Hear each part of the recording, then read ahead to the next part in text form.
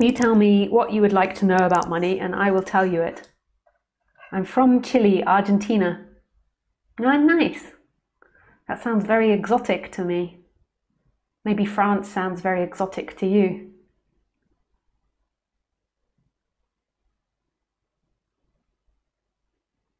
You are looking great, Lisa. Greetings from the country of Georgia. Greetings, Pash. Yes, I'm afraid of money. Yeah, I can imagine Chile has a collective fear of money as well. I don't know so much about Chile politics, but I think that you don't have such a stable economy as Europe, America, Canada, Australia, and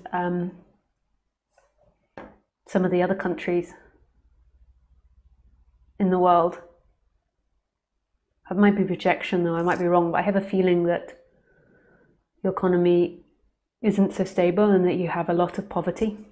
So you'll pick that up energetically from people around you. We're always picking up our environment and what people feel around us.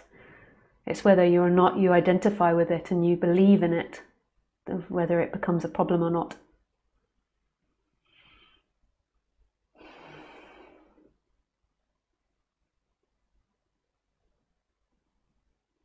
So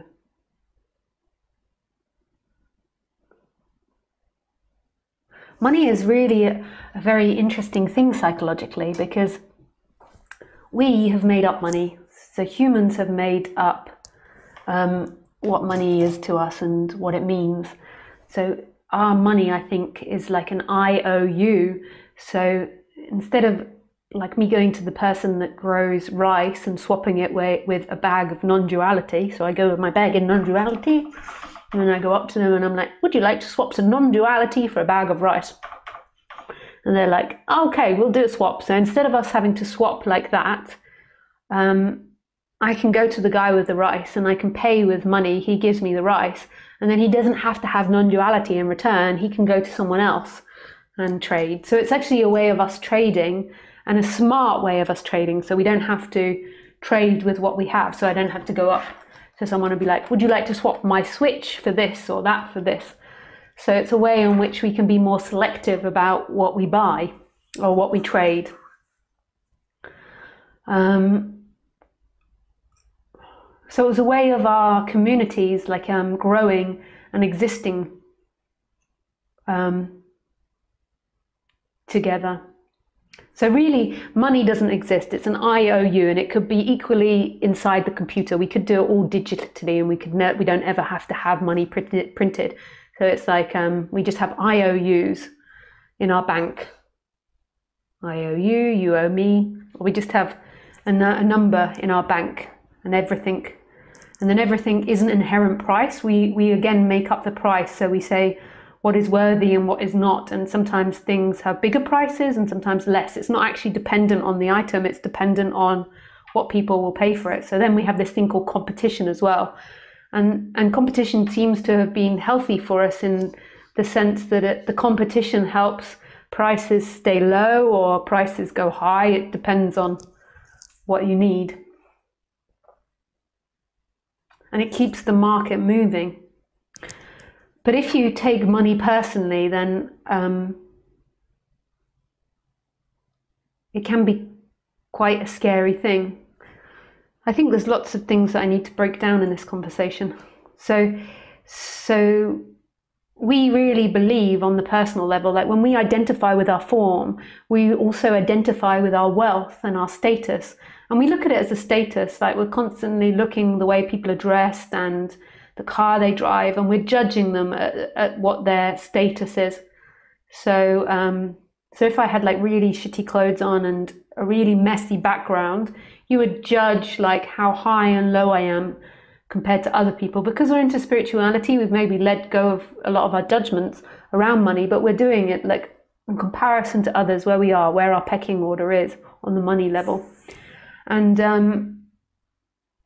And we tend to, in our society, have like a negative projection onto people that have less money and a more positive projection onto people that have a bit more money, We tend to also have a negative projection onto people that are really rich because we're jealous, but there's like a wanting to get to the really rich point. And money equals a few things. It equals love. So how well loved you are in your society and how well appreciated you are. So you're more appreciated the more money, the more successful you are, unless you're super rich and then people hate you. You're less loved for being poorer, and people can often have quite a negative attitude towards poverty because they feel guilty, and then it makes them dislike the person and not want to see the person. So often if people are in poverty, we want to close it out of our mind because we don't want to have to deal with it or feel guilty or give away any of our money to that person. So we have this sense of love, like it's our position, how much people love us or how little people love us. And we sometimes grow up in our societies believing that if we become rich, we will be really appreciated and respected by people, that we can walk into a restaurant and then we'll end up on the streets and we'll end up dying and lots of bad things will happen to us. So we've got these two different dynamics, a sense of worth, like your self-worth, and then also this fear that if we mess up with money, we're going to end up starving and on the streets. That doesn't really happen in Europe. So I don't really have the experience of that. The only way I've got an experience of that is from being in India and being in Asia, of like really experiencing poverty and people being really poor.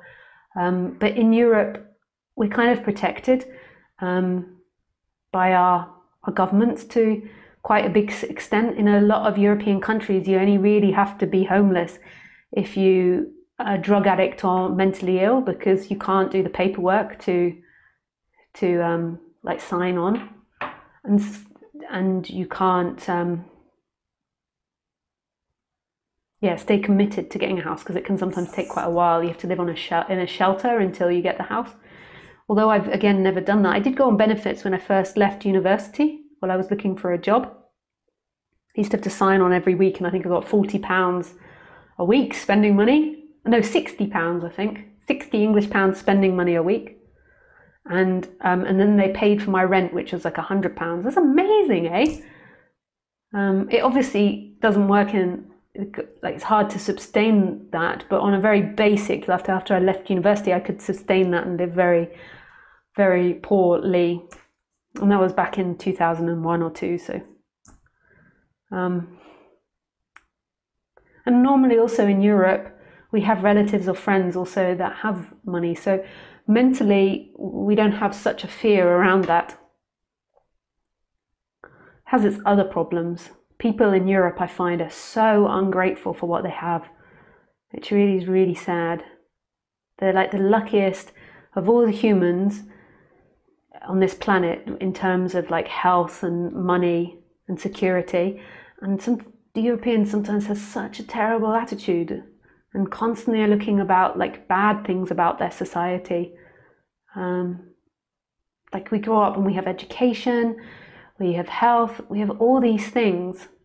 And I know it can be improved, but if you look at history, it's really freaking amazing that we, as these generations, get this. And of course we can improve it, and it's great that we focus on that.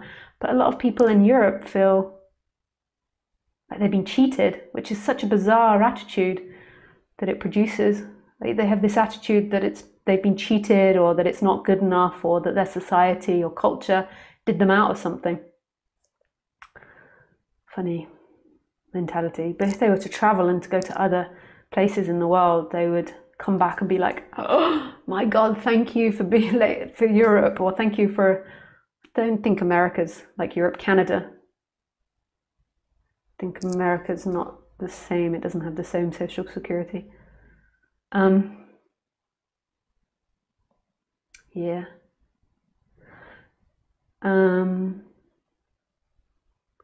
So it's a different consciousness. So people, I think in Europe, what we deal with as a collective consciousness is over-entitlement. I think that people in Europe and maybe more Western countries, they feel overly entitled, which is a whole different dynamic that they've identified with. But they do have a fear of money as well, a big fear of money.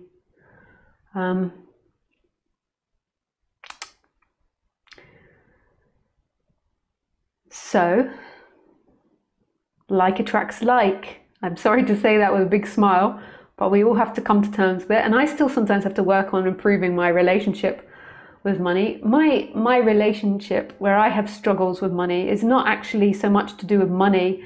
Mine is to do with authority figure. I was told off a lot when I was in school because of my dyslexia. And so mine's more like I sometimes get afraid of authority figures.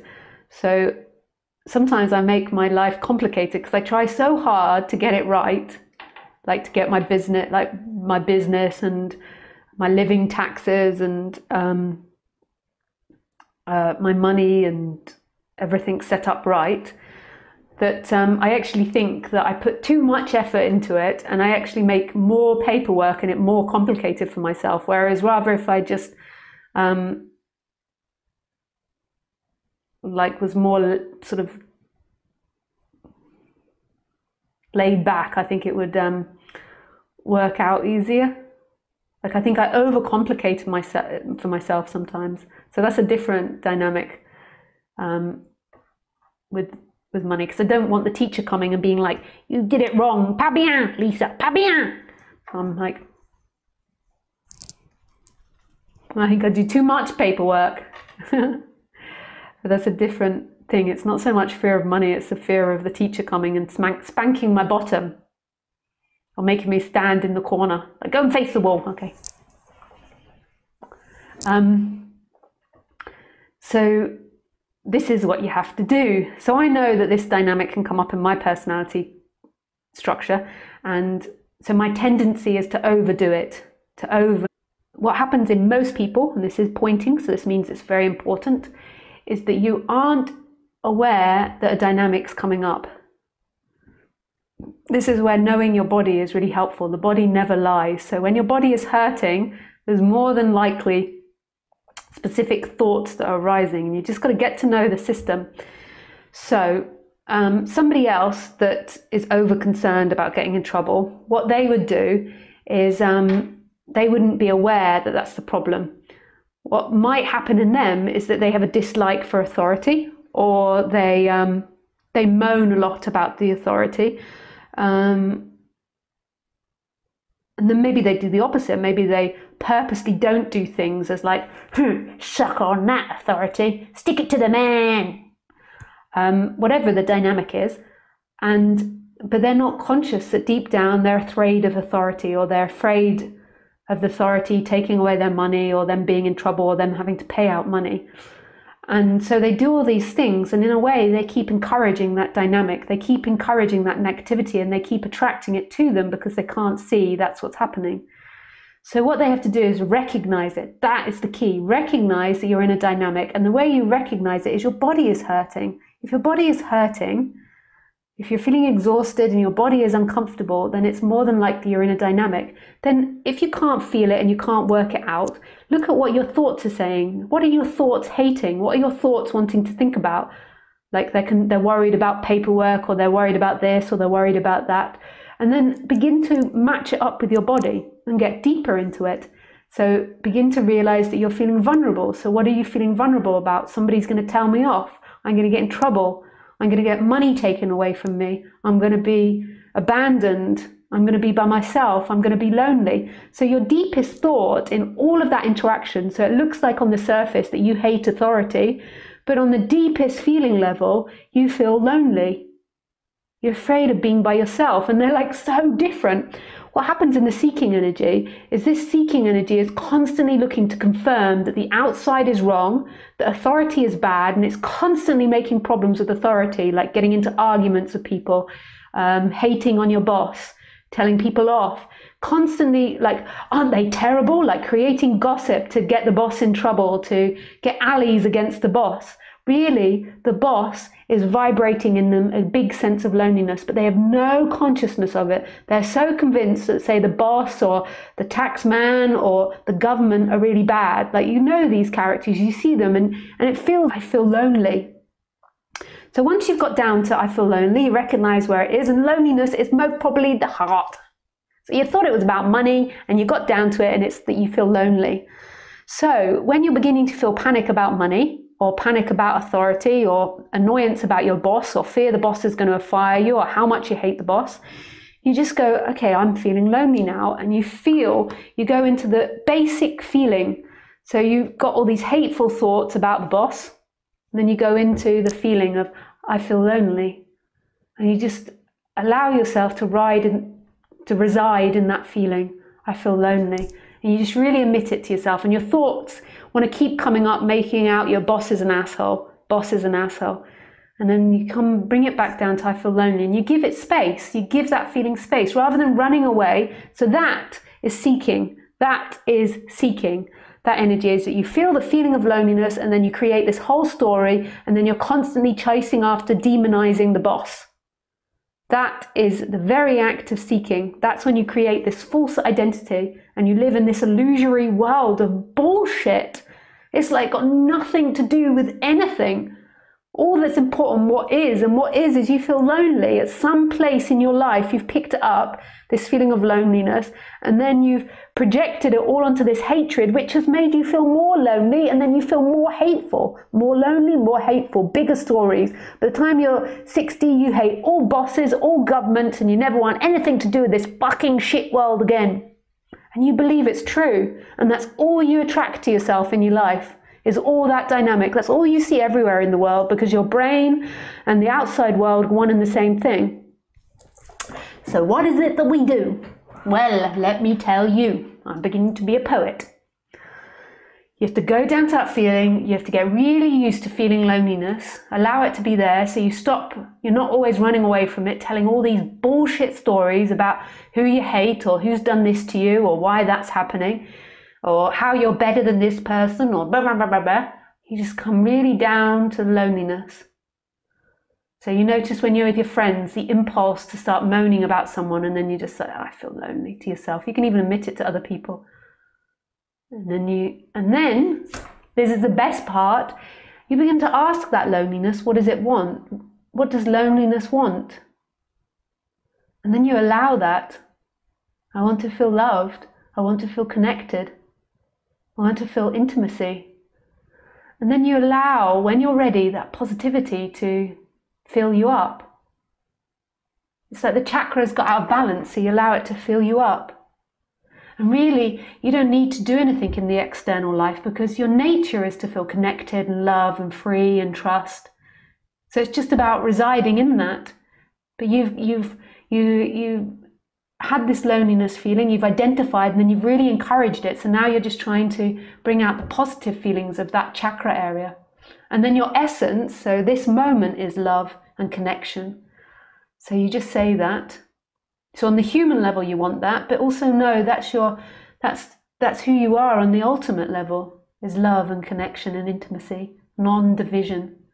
And on the human level, that's what your chakra wants as well. And you give yourself that. You are allowed to trust that bad things aren't going to happen to you. You're allowed to trust yourself as what is. You're allowed to trust others around you, that good things will come. And you don't need to keep going into all these projections and fears about loneliness. But when I say this, know that I'm giving a description of something that happens. This isn't actually you that does it. I know that sounds so confusing, but this is something that happens as you begin to wake up. It naturally begins to happen that you stop getting lost in bullshit and bullshit. Like when people are arguing with me, well, they don't argue with me, they start writing abusive comments on the internet. I know it's from a seeking dynamic.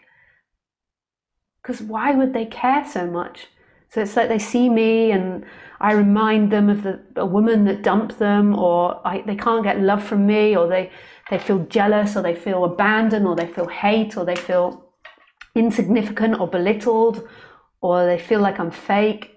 And then they begin to start putting hate on the internet, and it's their own heart.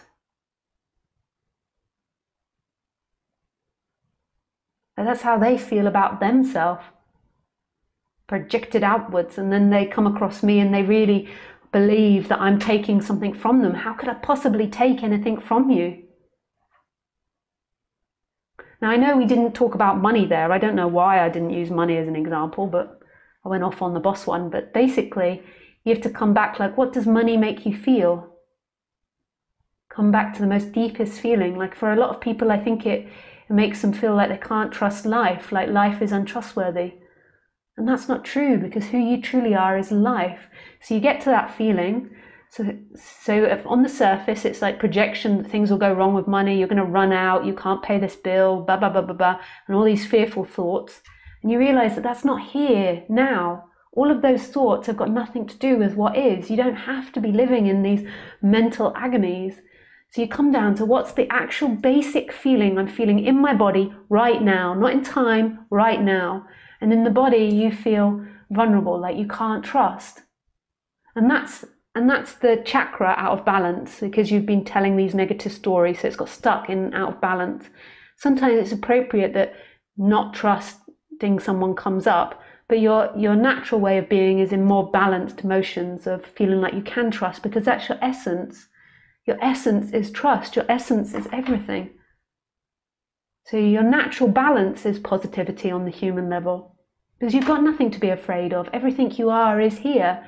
So then you feel the feeling, I can't trust. That maybe is in the belly, the lower belly. Maybe it's in your heart. You find out where it is.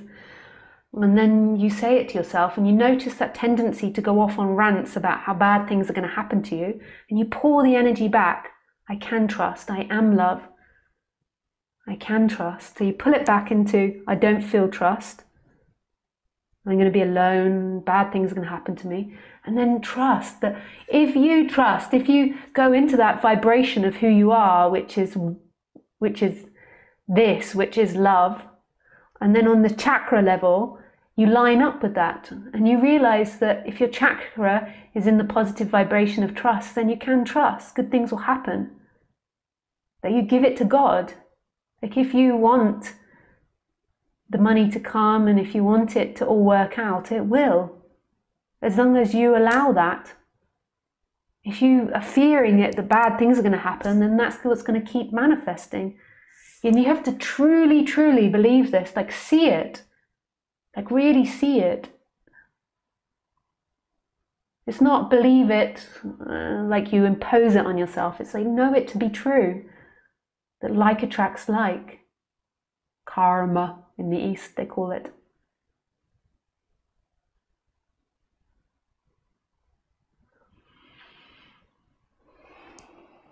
Okay, thank you for your question. That was my bit about money.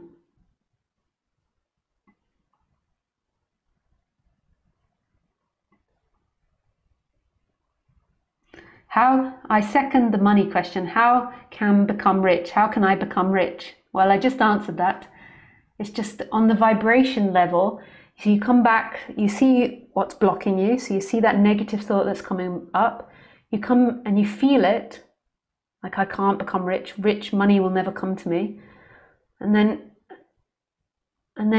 you trust that who you are is love. The bad things aren't going to happen to you. So you say, I want love, I want protection, I want money. And you know that if your energy feels that, that's what will happen. You are the one that stands in the way between you and money. Money's bad, money will never come to me, I'm not good enough, I'm not worthy. Like when you go into it, it has a basic feeling at the bottom, like a feeling that bad things will happen to you, you can't trust life. But there'll be all these layers like I can't become rich, I never get what I want, money never comes my way, other people are always rich and not me. And this is all bullshit in time. This is all your waking dream. And then right here, right now, you feel this vulnerability and like you can't trust life maybe. And then you realize that you can, that your essence is love. Your essence is this emptiness and fullness, this nothingness and everythingness.